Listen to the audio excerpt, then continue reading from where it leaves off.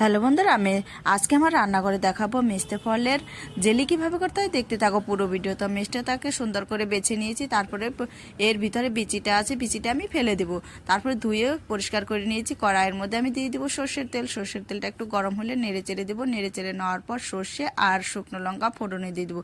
একটু নেড়ে চেড়ে নেবো। নেড়ে চেড়ে নেওয়ার পর আমি মিষ্টিগুলো দিয়ে দিচ্ছি। এইভাবে নেড়ে চেড়ে নিতে হবে। এটাকে কিন্তু একটুকু জল দেওয়া যাবে না, জল দিলে কিন্তু এটা ভালো লাগবে না খেতে। তারপরে দেখো পরিমাণ মতো লবণ আর হলুদ দিয়ে একটু নেড়ে চেড়ে নেবো। আর এইখানে স্বাদ মতো চিনিটা দিয়ে নেড়ে চেড়ে নামিয়ে ফেলতে হবে। ভিডিওটা ভালো লাগলে অবশ্যই সাবস্ক্রাইব, লাইক, কমেন্ট করে পাশে থাকবেন।